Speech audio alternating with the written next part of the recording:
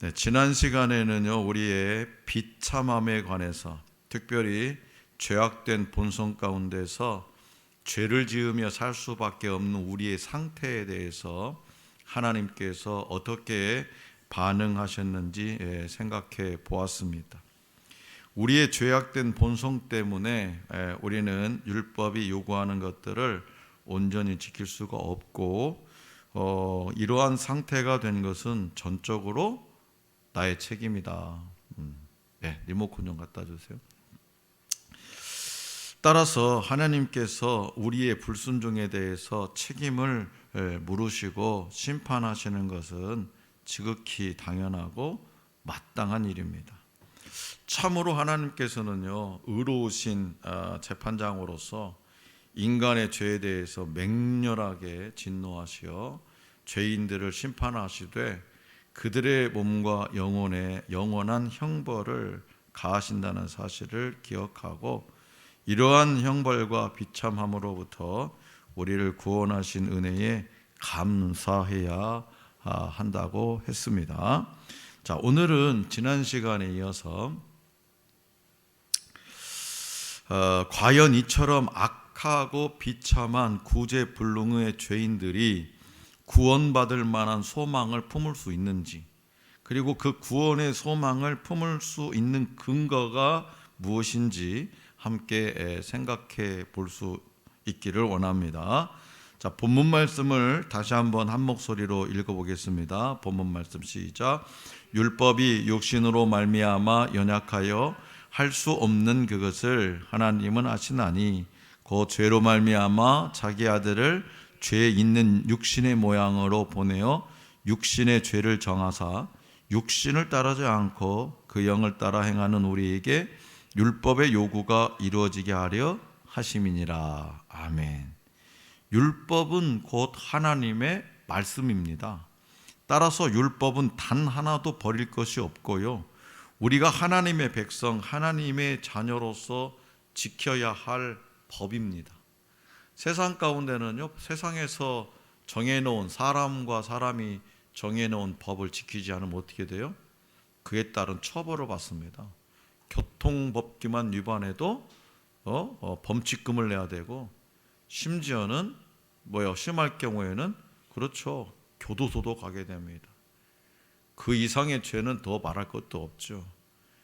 이처럼 이 법은 꼭 지켜야 되는 거예요. 율법도, 하나님의 말씀도 꼭 지켜야 되는 거예요. 근데 하나님의 말씀을 어겼다고 해서 교도소에 보내는 일은 우리 눈으로 보이지 않으니까 사람들은 그렇죠, 무시하죠. 법이 있대, 법을 집행하지 않고 법에 저촉되면 그 법에 위반한 사람들을 처벌을 해야 되는데 처벌을 하지 않으면 그 법은 유명무실하는 거죠. 자, 그런데 우리가 이 율법은 하나님의 율법은 우리 하나님의 자녀로서 꼭 지켜야 할 법. 그런데 우리는 본성적으로 어떻다고요? 본성적으로 하나님과 이웃을 미워하는 성향을 가지고 있다고 그랬어요. 그래서 율법의 요구를 온전히 지킬 수가 없습니다. 지키고 싶어요, 그죠? 근데 지킬 수 있는데 최선을 다해서 지키지만 온전이라는 것은 이룰 수가 없는 거예요. 왜? 우리가 본성적으로 하나님과 이웃을 미워하는 성향을 가지고 있기 때문에. 그렇기 때문에 그러한 요구를 하시는 하나님께서 부당하신 것이 아니냐라는 질문에 대해서 우리는 그러한 요구가 정당하다고 답해야 하죠. 왜냐하면 하나님께서는 분명히 우리를 선하고 아름답게 창조하셔서, 다시 말해서 당신의 형상대로 그분의 말씀에 순종할 수 있도록 하셨지만, 우리 조상 누구요? 아담 한 사람의 범죄로 말미암아서 타락해서 고의로 죄를 지음으로써 그러한 선물들을 지킬 수 있는데, 그 아담 한 사람이 범죄하지 않았다면 우리는 지킬 수 있었는데, 온전히 지킬 수 있을 텐데 그러한 선물들을 상실했기 때문입니다. 따라서 하나님께서 율법을 지킬 능력이 없는 우리에게 그것을 지키라고 요구하시고 지키지 못하는 자들을 심판하는 것은 지극히 정당합니다. 이것이 바로 율법의 한계죠. 그렇다면 율법의 기능이 뭐냐? 다른 기능들도 있을 수 있습니다만은 우리가 오늘 주목해야 할 것은 뭐냐? 죄를 깨닫게 하는 기능을 율법이 가지고 있다. 죄를 깨닫게 해준다, 율법이. 모든 사람은 이 율법 앞에서, 다시 말해서 하나님의 말씀 앞에서 자유롭지 못하다는 겁니다. 그 이유는 자신의 능력으로 그것을 온전히 지키는 것은 불가능하기 때문에, 따라서 율법은 우리로 하여금 죄를 깨닫게 해줄 뿐만 아니라 궁극적으로는 구원의 길로 나아가도록 해주지는 못한다. 그러나 앞서 말씀드린 것처럼 율법은 하나님의 말씀, 따라서 이 율법이 온전히 이루어져야 했습니다. 이것은 죄인이 할 수 없는 일입니다. 그래서 누가 필요하냐? 인간과 하나님 사이에 중보자, 다리 역할을 하는, 가교 역할을 하는 중보자가 필요했다는 얘기죠. 우리의 죄를 깨닫게는 해준다, 율법이. 그런데 그 율법을 깨달아서 구원의 길로 나아가도록 해주지는 못한다. 그래서 그것을 율법이 온전히 이루어져야 되는데 죄인이 할 수 없다. 그래서 중보자가 필요하다. 하나님께서 인정하시고 받으시는 참된 중보자가 있어서 그가 이 율법의 의를, 우리를 대신해서 온전히 이루고, 우리를 대신해서 온전히 이루시고 그 의가 우리의 것이 되도록 우리에게 적용하시고 하나님과 우리를 화목하게 하셔야 했습니다. 그래서 바로 이 일을 위해서, 하나님과 우리를 화목하게 하시기 위해서 하나님께서 자신의 아들이신 예수 그리스도를 죄 있는 육신의 모양으로, 오늘 본문 말씀대로 죄 있는 육신의 모양으로 이 땅에 보내시고 저와 여러분들을 위해서 십자가에서 대속에, 그냥 죽으신 게 아닙니다. 그냥 폼나라고 죽으신 게 아니라 대속, 저와 여러분들의 죄를 대신 속해 주시기 위해서 대신 짊어지시고 죽음을 죽도록 해 주신 거죠.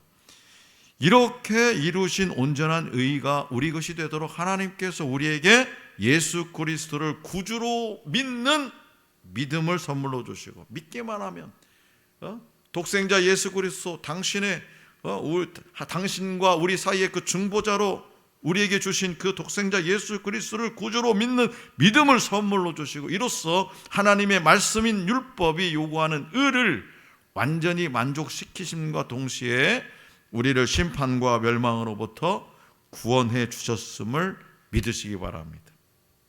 자, 이제 우리가 공부하고 있는 이 하이델베르크 요리문답이 이러한 사실을 어떻게 다루고 있는지 이제 구체적으로 살펴보도록 하겠습니다. 주보를 참고하시고요. 자, 다 같이 제 12문 문답을 함께 읽어보겠습니다. 제가 문제를 읽어드리면 여러분은 답을 큰 소리로 해주시기 바랍니다. 제 12문, 하나님의 의로운 심판에 의해 우리는 이 세상에서 그리고 영원히 형벌을 받아 마땅한데 어떻게 이 형벌을 피하고 다시 하나님의 은혜를 입을 수 있겠습니까?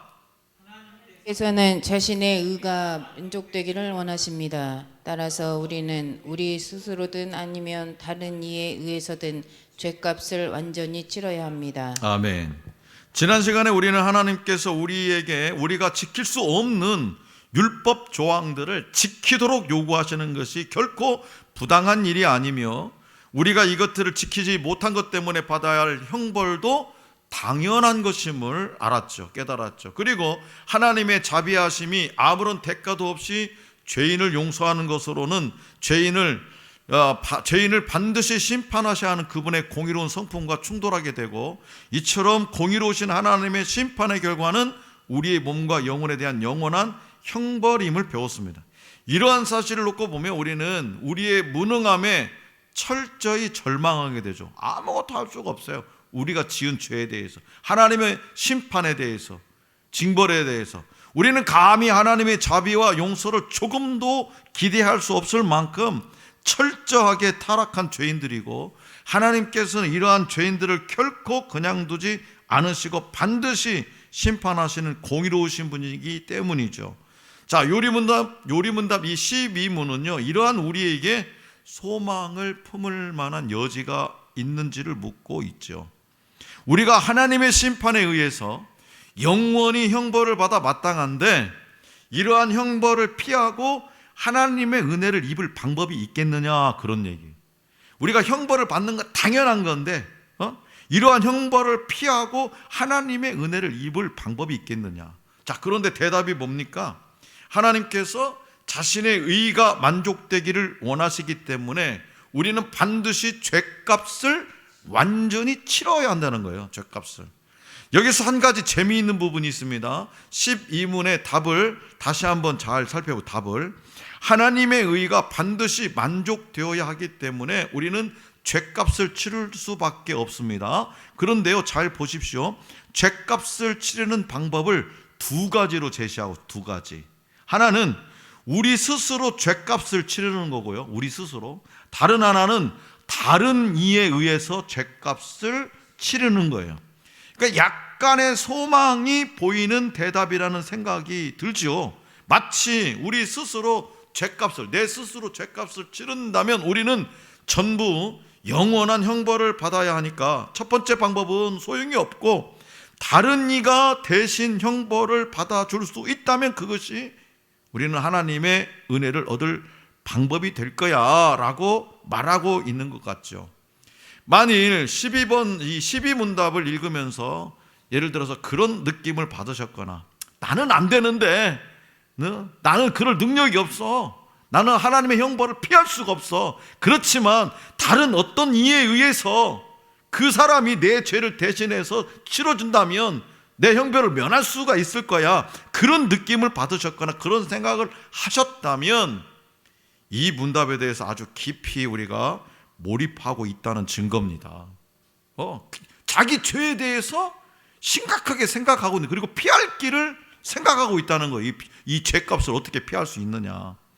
그런 분들이, 이런 고민들이 많아져서, 이런 고민들을 하는 분들이 많아져서 진리 위에 신앙을 바로 세우고 세상의 유혹과 이단의 미혹 가운데 승리하는 우리 하늘 소망교회가 되기를 원합니다. 자, 그렇다면 우리 자신에 의해서나 다른 이에 의해서 우리의 죄값을 완전히 치르는 것이 가능할까요? 자, 다음 문답으로 한번 넘어가 보도록 하겠습니다. 제 13문답을 읽어보도록 하겠습니다. 제가 문제, 여러분 답. 제 13문, 우리가 스스로 하나님의 의를 만족시킬 수 있습니까? 결코 그렇지 않습니다. 오히려 우리는 날마다 우리의 죄책을 증가시킬 뿐입니다. 네, 아멘. 자, 13문답은요, 하나님의 의가 만족될 수 있는 두 방편 중에 첫 번째 방편을 다루고 있어요. 우리 스스로 감당할 수 있느냐, 하나님의 의를 만족시킬 수 있느냐. 바로 우리 스스로 하나님의 의를 만족시키는 방법입니다. 이에 대한 대답이 뭐냐? 결코 그렇게 할 수 없다는 거예요. 왜 그렇습니까? 우리 안에는 악한 본성이, 우리 안에 있는 악한 본성이 우리가 하나님의 의를 만족시킬 수 없게 하기 때문이죠. 따라서 우리가 스스로 하나님의 의를 만족시키기 위해 애쓸수록, 다시 말해서 우리 스스로 율법을 온전히 지키기 위해 노력할수록 우리는 날마다 우리의 죄책을 계속 증가시킬 뿐이다 이거예요. 우리의 노력, 그 어떤 노력으로 안 된다는 거예요. 자, 연륜이 쌓인다라는 거지. 신앙의 연륜, 무슨 사업의 연륜, 하여튼 연륜. 이 연륜이 쌓인다는 말은 인생의 경험이 많아져서 지혜가 쌓인다라는 뜻으로도 볼 수 있지만, 사실 우리는요, 나이가 들어갈수록 죄 짓는 방법을 더 잘 알고요, 지을 수 있는 죄의 종류도 더 다양하다는 거예요. 아니, 1살짜리 어린애하고 우리하고 누가 더 죄를 많이 알겠어요? 1살짜리 아이보다 우리가 훨씬 많이 알죠, 어른이.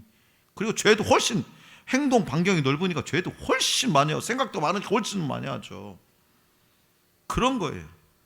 또한 지은 죄의 총량이 점점 더 쌓여만 가는 구제불능의 죄인들이라는 뜻으로 보는 것이 어쩌면 연륜에 대한 타당한 뜻이다 할 수 있겠죠.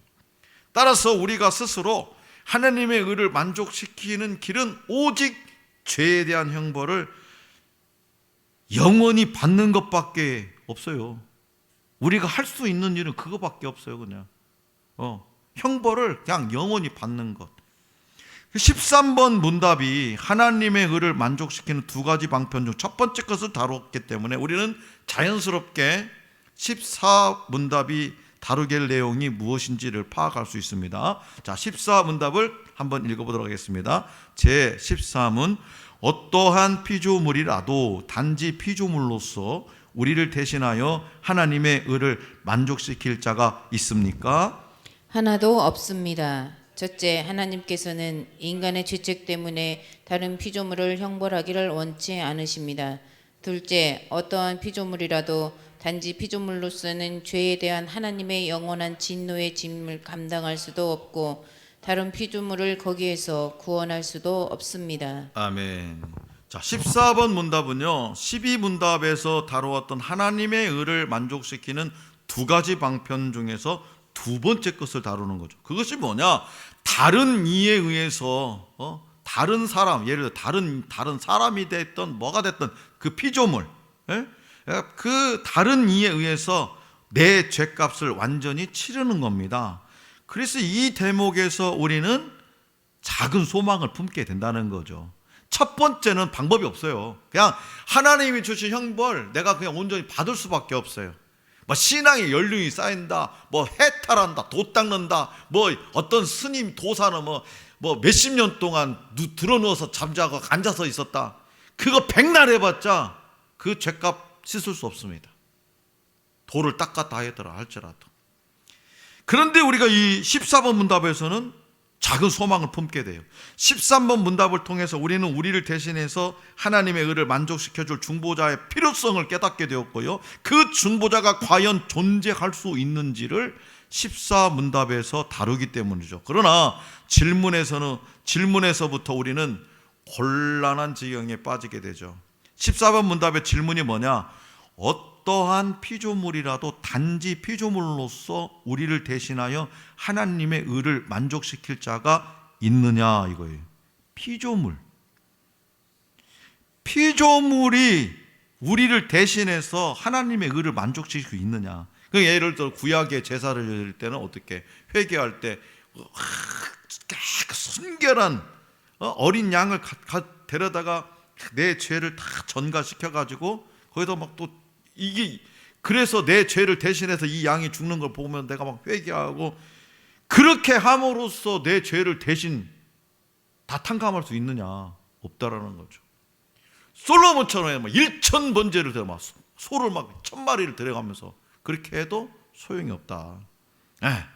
자, 그래서 다른 이가 우리를 대신해서 죄값을 치름으로써 하나님의 의를 만족시키는 방법이 존재하는데 그것조차도 피조물로서는 불가능하다는 뉘앙스를 풍기고 있죠.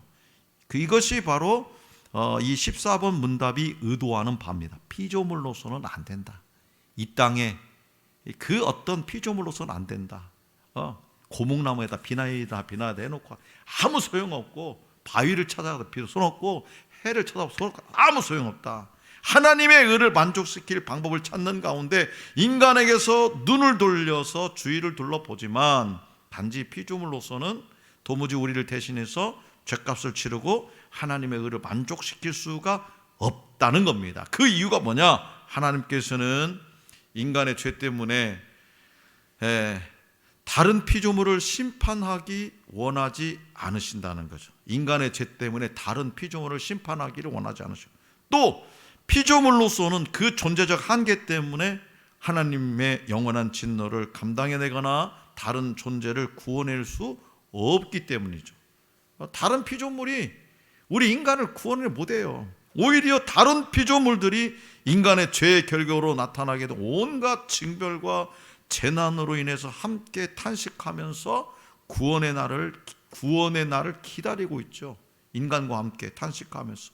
다른 피조물들도 무기력하기는 마찬가지다. 인간이나 마찬가지라 뜻이죠. 이제 우리에게는 소망이 없습니다. 우리 스스로도 하나님의 의를 만족시킬 수가 없고, 우리가 아닌 다른 존재라도 단지 피조물로서는 우리를 대신해서 하나님의 영원한 심판을 감당할 수 없기 때문이죠. 그래서 13문답과 14문답은 우리 중에서, 그리고 피조물 중에서는 누구도 하나님의 의를 만족시키고 우리를 구원할 자가 없다는 사실을 알게 함과 동시에 그러한 자격을 갖춘, 우리의 죄를 대속해 줄 그러한 자격을 갖출 중보자가 누구인지에 대한 질문으로 자연스럽게 우리를 인도해 주고 있다는 거죠. 그래서 우리는 우리 자신에게서도 우리 주위의 모든 피조물에게서도 우리를 구원할 만한 소망을 전혀 찾을 수가 없습니다. 따라서 우리는 이제 눈을 들어서 어디를 봐야 되냐? 하늘을 바라봐야지. 우리를 심판하시는 분이 하나님이시고 또한 우리를 사랑하시는 분이 하나님이시니 우리의 문제를 해결해 줄 분도 오직 하나님뿐입니다.